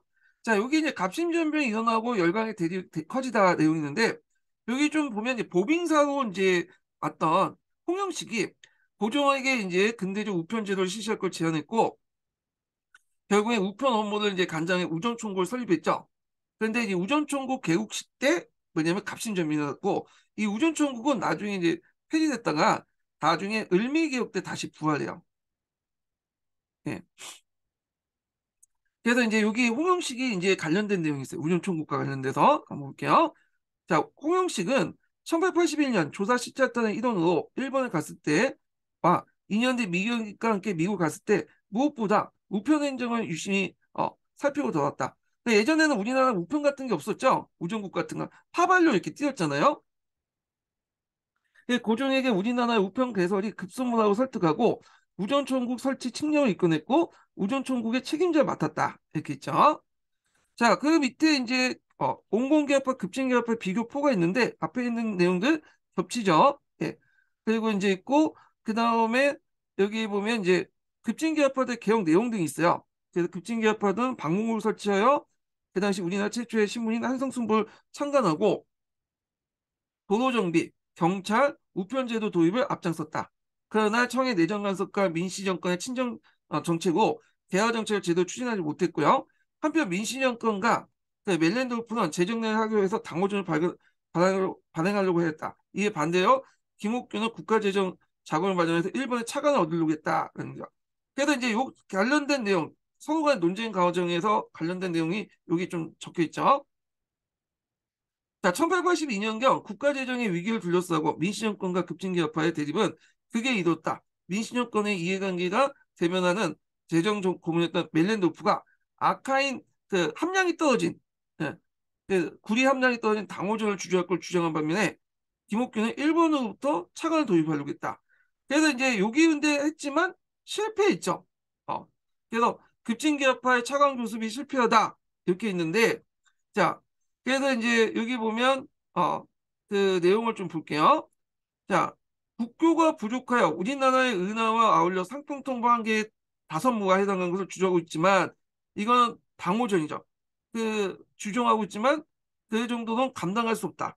이에 외채도와 변비 강상 등을 종사하는 국왕의 명을 받았다. 이렇게 있죠. 그래서 김옥균이 이제 당호전을 반대해서 차관을 이제 제시했다는 걸 내용을 알 수 있죠. 그래서 김옥균이 동강 개발을 통해 당호전 주주 비판했음을 생각해 볼 때 그의 강상 개발은 뭐였냐?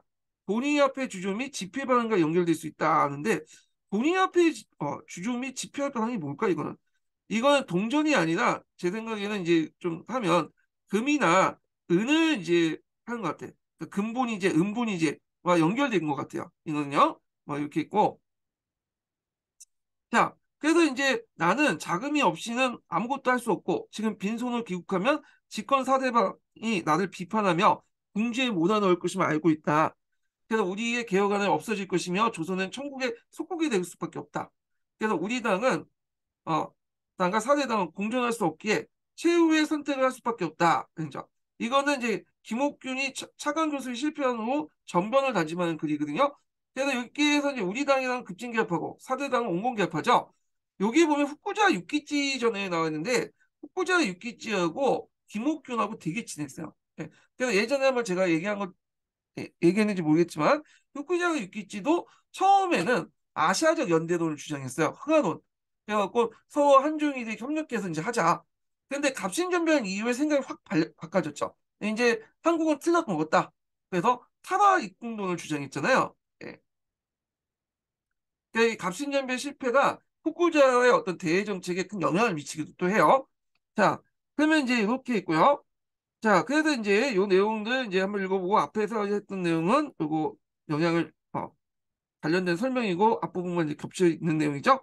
자, 그래서 있고 그다음에 뒤에 넘어가서 뭐 갑신병 정거를 보면 앞에 있는 교과서 내용과 비슷하죠. 그래서 진행 과정도 있고요. 그리고 여기에 이제 주장한 내용도 있고 그다음에 이제 그 이후에 이제 3.1 천하도에서 일본 망명했다. 뭐 급진개혁파도 이제 내용도 있고요. 완성조약과 탱진조약 관련된 내용 있죠. 자, 그리고 밑에는 갑신전변의 의의와 한계의 내용이 있어요. 예. 그리고 이 갑신전변 정강 관련된 내용인데 여기에 관련된 내용을 한번 읽어볼게요. 자, 갑신전변 때 개혁 정강은 김옥균이 일본을 망명할 때 저술한 갑신일록에 쓸려 있다. 원래는 80개 조항으로였는데 현재는 14개만 전해진다. 자, 여기에서 이제 3조를 보면 지조법은 토지에 발생한 수익에 불과한 세금을 규정한 것이다. 조선에서 조세의 토지에 부과했기 때문에 일본은 용어를 그대로 사용했다. 요거는 이제 지가를 기준으로 했다. 이렇게 보면 돼요. 지가는. 예. 공시지가. 일본에서 이제 메이지 정권 때 했던 개혁하고 연결해서 보시면 될 것 같아요. 그다음에 13조에 보면 의종소는 그 여기 뭐 의종소죠. 예. 여기 잠깐만 다른 책에서 의종소가 돼 있나? 예. 여기는 의정부가 돼 있네요. 여기 쫙 보면 여기는 이제 의정소인데 의정소는 그 경복궁에 밖에 있는 의정부와 별도 기관의 기구로 경복궁 안에 세워졌다. 이거 이제 처음 알았어요, 저도. 이게 원문 내용이야. 보통 다른 책에서는 의정부라고 돼 있잖아요. 예. 여기에서 보시면 알겠지만 의정부에서 해를 하고 비행교과서 잠깐 볼게요. 이게 또 비교를 해보는 것도 재미있는 건데, 그러니까 여긴 또 의정서로 돼 있네요. 예. 여기. 그래서 어떤 책은 의정부, 어떤 책은 의정서로 돼 있는데, 이거 문제 내는 것도 내면 좀 틀린 부분도 되게 많겠네. 하여튼 요 의정부와 의정서는 더 다르다고 구별을 하고 있어요. 여기. 그래서 이제 개화당 정부는 의정서에서 법령을 제정하고 국왕의 재가를 받아 집행한 정치 형태를 구성했다. 새로 알았어요, 저도. 읽다 보면. 그래서 그 교과서도 이렇게 비교해서 보면 서로 간에 이렇게 틀린 점이 딱 보이더라고요, 보니까. 예. 그래서 의정소는 의정부와 다르다. 이렇게 보시면 될 것 같고요. 자, 그 다음에 이제 열강의 대립에 격하고 고종의 자주독립 정책 그 내용인데, 자, 갑신전변 이후에 대신들은 전변의 원인이 고종이 독단적인 전국 운영에 있다고 보고 이를 비판했다. 그래서 이제 정치적으로 어려운 상황에 처한 고종은 내정과 외교를 담당했던 별도의 기구를 의정부에 통합하고 전국 운영 의정부에 넘기려고 했다. 그러나 이제 청의 내정 간섭이 심해지자 고종은 청의 견제하기 위해서 조로 비밀 협약을 추진하여 러시아 우호 관계를 강화했다. 자, 앞에 없던 내용이 들어가 있죠. 여기 조로 비밀 협약과 그 다음에 갑신전변 이후에 비판이 너무 심하니까 고종이 그 당시 의정부로 내정과 외교를 통합해서 별도의 기구를 의정부로 통합하려고 했다. 예. 그래서 내정과 외교를 담당했던 별도의 기구를 의정부 통합하려고 했다. 아마 이제 그 밑에 통일기무하문에 있는 12사 중에 내정과 외교 담당한 것을 이쪽 넘기려고 했다는 의미 같아요. 여기 보니까. 자, 그 다음에 이제 거문도 사건이 나오죠. 그래서 이제 있고 조선은 영국에 항해했고 2년 뒤에 총회 중재로 이홍장이 중재해줬죠.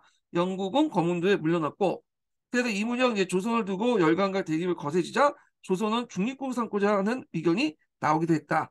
이렇게 했고요. 그 다음에 이제 이무력의 이제 고종의 자주적 개혁 정책 관련된 게 있어요. 여기 보면 자 앞에서 이제 나온 거지만 미래에서 나왔지만 또 한번 정리해 볼게요. 자, 내무부를 설치하여 군사 재정 외교의 업무를 맡게 하고 그 다음에 방문국을 이제 다시 설치해요. 한성 주부를 간행하고. 참고로 이 방문국은 갑신전변 때 불타 없어졌어. 이게 이제 급진계파의 어떤 상징적인 기구였거든요. 그러니까 이제 한성 순보가 이제 관행이 끊어졌죠. 대신에 한성 중부를 가했는데 이건 온건계파들이 이제 주로 맡았죠.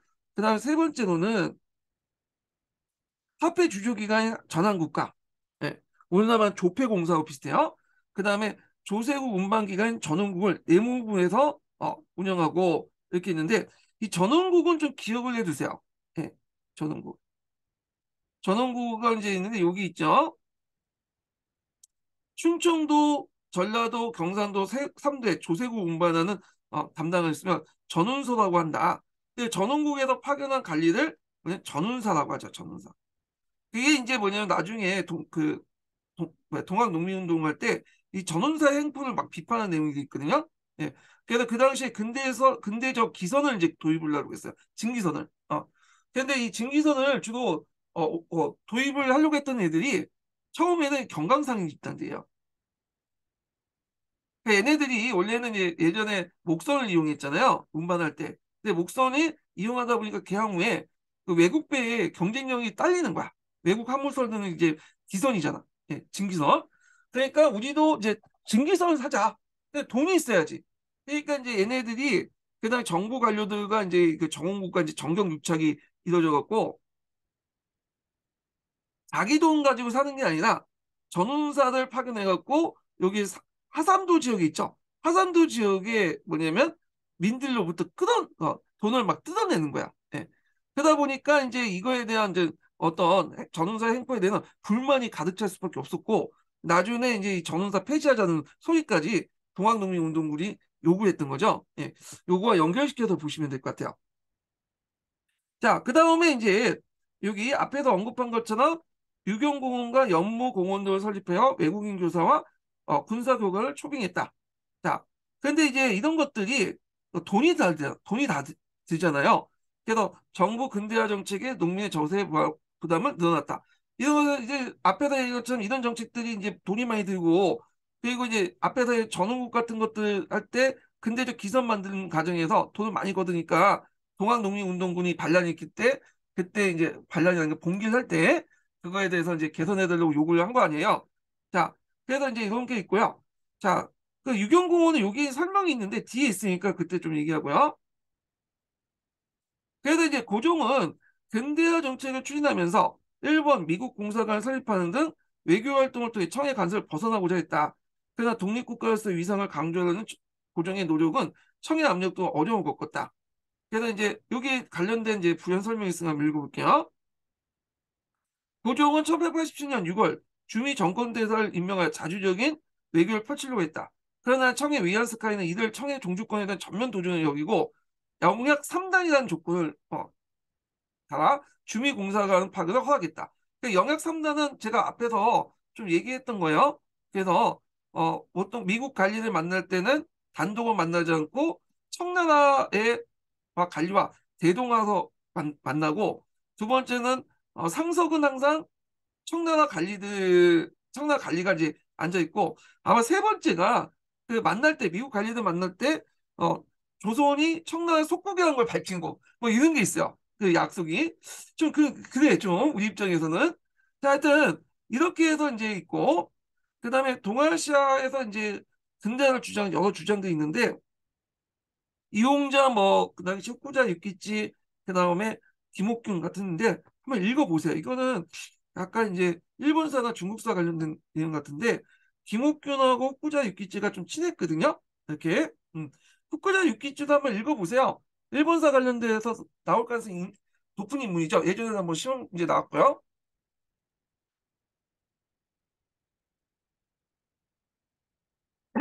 그다음에 동화교과서를 좀 볼게요. 동화교과서. 자, 갑신전변인데, 자, 갑신전변 앞에 있는 내용도 다 비슷하게 이제 했죠. 차관 교섭 관련된 내용도 있고, 당호종 발급 있는데, 당호종 내용만 좀 읽어볼게요. 자, 1883년에 재정부정을 해결하기 위해서 새롭게 발행한 화폐이다. 자, 명목상은 상평통보의 5배 가치나 실제 가치는 2배 가치 지나지 않고 물가 폭등의 원인이 되기도 하였다. 이렇게 이제 있고, 자, 그 있고 이제 여기 뭐 철수했다는 내용이 있고, 여기 구체적인 내용이 있네요. 3,000명 중에 1,500명을 베트남 옮기고 1,500명을 차차 옮길 계획이었다. 뭐 이렇게 있고요. 그 다음에 이제 갑신전변에 일어난 그 배경들이 쭉 있죠. 거기에 이제 해상공국 관련된 내용인데 이것만 한번 읽어볼게요. 그래서 해상공국은 보부상이 독점적인 행사권을 보호하기 위해서 1883년에 설치한 기구다. 그리고 계아파 주요 인물인데 앞에서 제가 얘기했던 거 있죠. 그래서 이제 당시 홍영식은 고종을 끝까지 포위하다 필살되었다. 홍영식이 철종의 부마였기 때문에 설마 죽일까지 생각했는데 죽였어요. 예. 그다음에 김옥균은 상하이에서 홍조가 사게되었다. 홍조라는 인물도 좀 기억을 해주세요. 이 사람도. 자, 그다음에 뭐 한성조약과 탱진조약 관련된 내용이 있죠. 예. 그거. 그 다음에 이제 여기는 이제 갑신전변의 의의와 한계가 있는데, 뭐 이렇게 뭐 앞에 있는 내용하고 비슷비슷하고, 여기에서는 한성조약하고 탕진조약의 구체적인 내용이 있어요. 그래서 이제 요거 1조하고 3조 내용은 이제 봤으니까 있고, 여기 이제 한성조약 내용이 있네요. 예. 그래서 일본 공간이 그 당시 이제 불타 없어졌잖아요. 앞에서 얘기한 것처럼. 그래가지고 이제 그거 보상이나, 그래서 이제 당시 일본은 7척의 군함과 병력을 파견하여 무적을 배경으로 고습을 하였다. 자기들이 뭐 지원해주고 그랬다. 물론 그게 이제 개인 그 일본이 공사관이 개인적인 약속이긴 하지만 그 일종의 뭐냐면 피해자 코스프레를 보여서 청나라한테 이제 나도 피해자다 이런 것들을 청나라한테 보여주기 위해서 그렇게 한 것 같은데, 자, 하여튼 자, 조선을 둘러싼 열강의 대립 이렇게 있죠. 자, 여기 보면 이제 갑신전변 이후에 이제 사건들이 좀 있는데, 뭐 거문도 사건이 있고, 그다음에 그 영국은 조선에 진출하지 않겠다는 러시아의 약속을 받고 거문도에 철수했다. 이 과정에 청의 내정 가서 더욱 심해졌다는데, 왜냐하면 요거를 이제 중재했던 사람이 이용장이에요. 자, 러시아 약속을 이제 볼게요. 여기. 자, 영국은 청해 중재도 러시아로부터 거문도를 점령하지 않겠다는 약속을 이끌어내자 1887년 거문도에 철수했다. 자, 당시 그 영국 해군을 견제하기 위해서 러시아, 그다음에 프랑스, 네덜란드 함대를 파견했고, 이는 조선 중립화론을 나온 계기가 되었다. 그래서 이제 요게 거문도 사건을 계기로 해서 러시아 조선 중립화론을 계기가 되었다. 이렇게 보시면 될 것 같아요. 요거 중에 좀 약간 틀린 게 있는데, 자, 앞으로 만일 조선의 변란이나 이렇게 있는데, 어, 쌍방이 문서를 알린다. 근데 청일 양국군이 한반도 파병하는데 영향을 줬다. 영향을 줬다? 뭐 이렇게 좀, 근데 틀린 건 아닌데, 엄밀히 말하면 이제 그 일본이 여기 파견할 때는 청일조약, 탱진조약이 아니라 제물포조약으로 파견한 거야, 제물포조약. 이 책마다 이렇게 내용이 있고, 근데 요즘에는 뭐 예매하게 적어놨더라고요. 교과서 보니까 뭐 자국민을 보호하기 위해서 확인했다. 뭐 그런 내용이 있어. 예. 자, 하여튼 이렇게 있고, 여기 밑에 보면 이제 중립화론 관련된 내용이 있으니까 뭐 비슷한 내용이니까 각자 읽어보시고요. 예.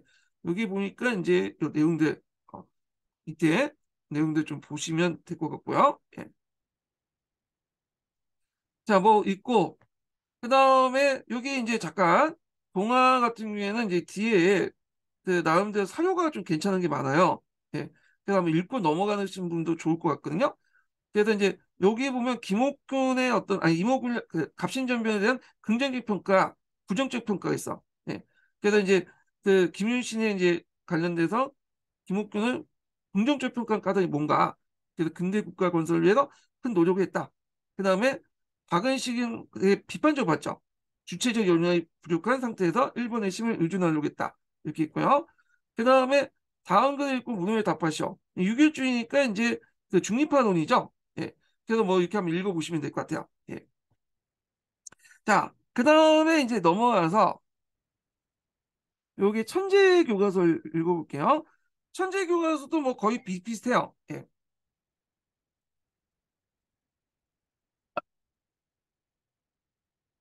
자, 온건기압파와 급진기압파 차이점이 있고, 그 다음에 여기 보면 이제 뭐 그 계약 정책 필요한 자금 마련과 국가 재정 해소를 위해서 위견 대립이 있었고, 결국엔 차관 도입에서 실패해서 계약파는 이제 위축했다. 주도권이 있고 위축되었다는 거고, 그다음 청나라와 프랑스 전쟁 관련된 내용이니까 요거 한번 읽어볼게요. 자, 1884년 청과 프랑스가 베트남에서 주도권을 놓고 벌인 전쟁이다.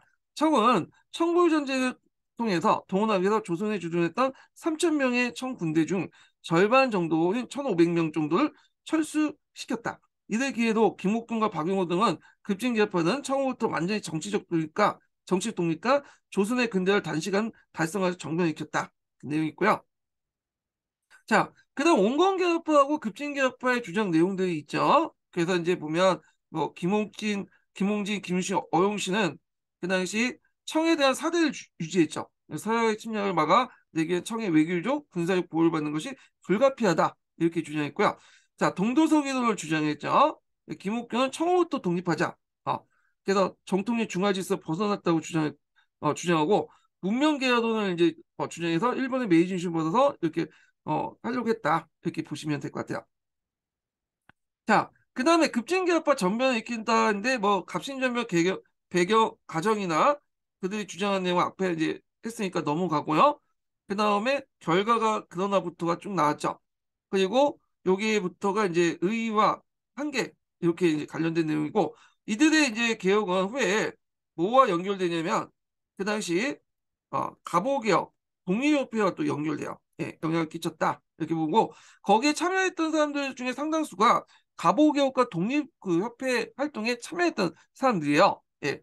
그래서 있고, 그 다음에 이제 밑에 이제 갑신전변을 발표한 그 개혁 정강 관련된 내용이 있죠. 여기 딱 보니까 여기도 의정부로 돼 있네. 내가 찾았어. 예. 그래서 의정소잖아요. 그래서 이것도 틀렸다는 걸 알 수 있죠.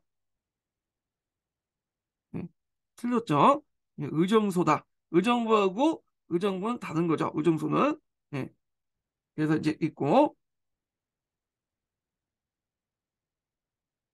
자, 그래서 이제 있고 갑신전변 이후에 한성조약과 탱진조약 체결하다 이렇게 했는데 뭐 아까쯤에 얘기한 것처럼 이제 무력 시위를 통해서 그 뭐냐면 결국 청나 건유와 건유 조선과 일본이 한성조약을 맺었다. 자기들이 이거 도와줘 놓고는 이렇게 피해자 코스프레를 벌이고 있죠.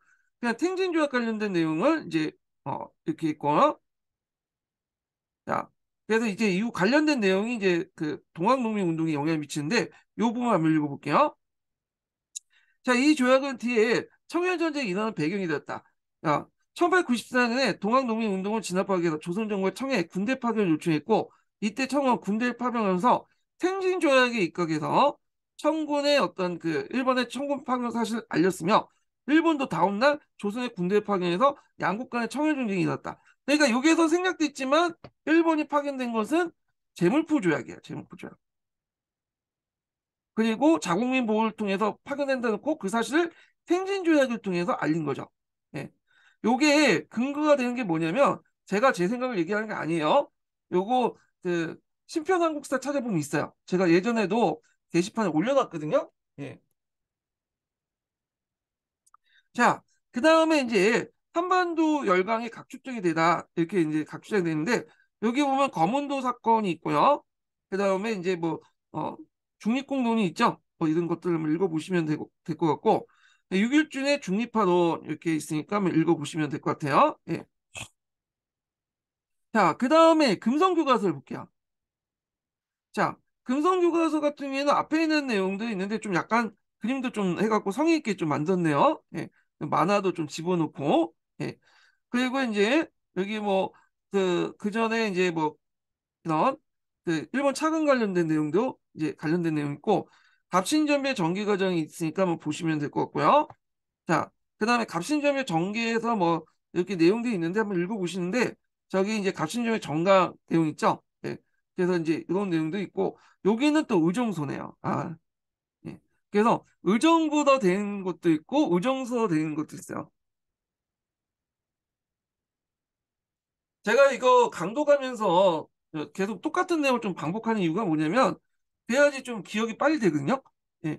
서로 비교하면서 교차 분석을 해야지만 빨리빨리 암기한 측면도 있어요. 이해의 폭도 넓혀지고요.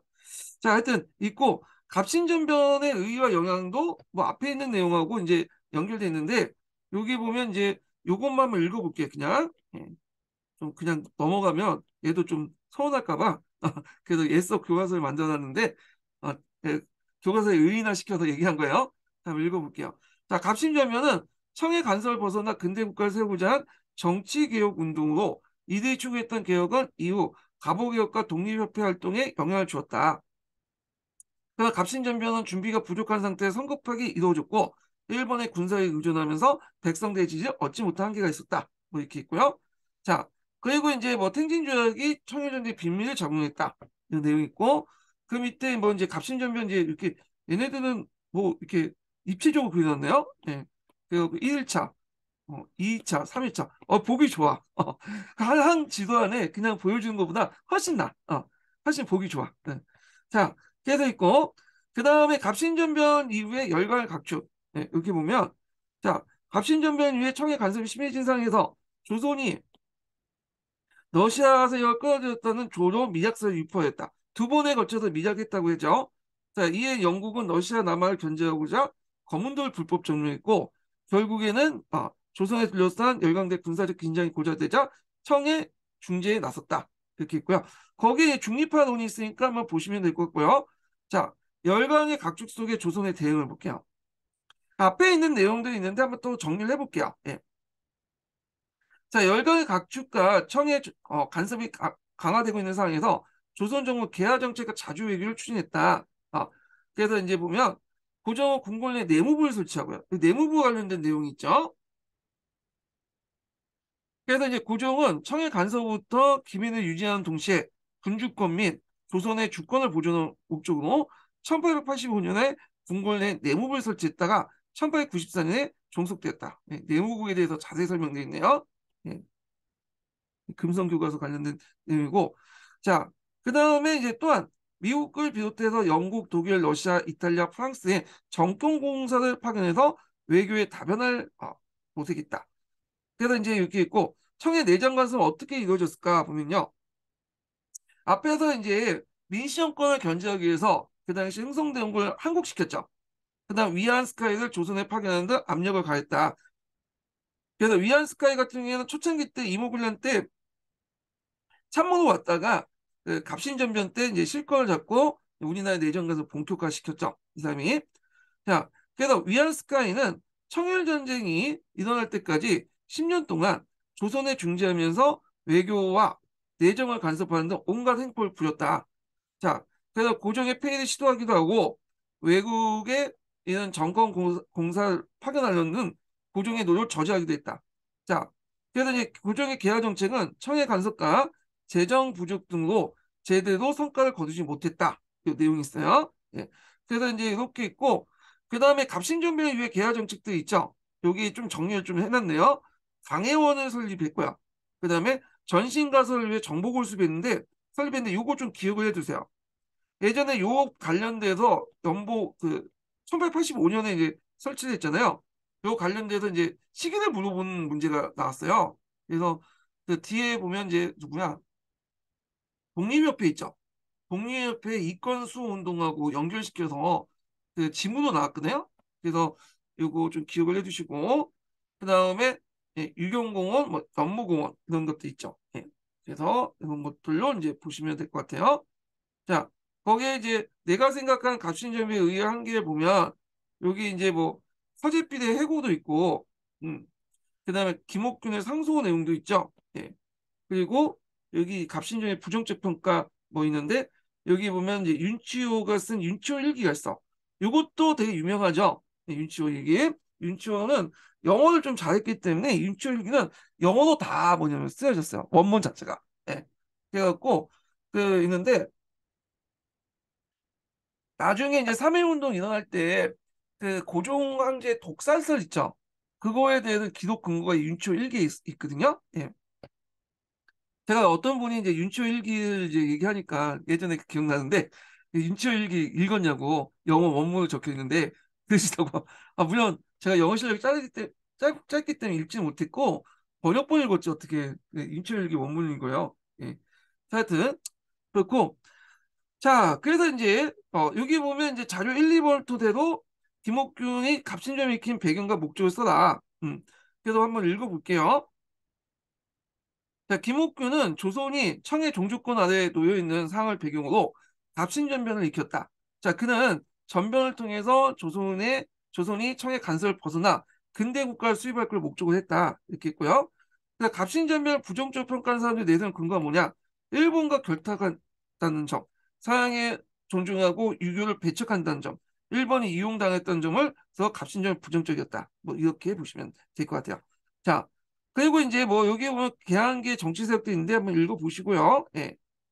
자, 그래서 이제 한번 이렇게 있고 이거는 요 교과서 같은 경우에는 내용은 약간 빈약한데 좀 이런 게 잘 돼 있네요. 뭐 탐구 활동이나 이런 것들이 좀 잘 돼 있는 것 같아. 뭐 교실 해가지고 뭐 포스트도 갖다 붙이고 이거 나중에 수행평가할 때 좀 써먹을 수도 있겠는데 좋은 것 같아. 그래서 내용은 좀 약간 부실하지만 좋아, 좋아. 네. 자, 그래서 오늘 여기까지 하고요. 제가 이제 푸셈 갑신전변 관련된 내용을 좀 하려고 했는데 제 목소리가 좀 지금 갈 것 같아서 못할 것 같고 저도 내일 이제 또 출근해야 되겠죠. 그래서 오늘 여기까지 하고 다음 시간에 갑신전변 그 푸셈 관련된 내용을 보겠습니다. 오늘 끝까지 강의 듣느라 수고하셨고요. 다음 주에 뵙겠습니다. 예.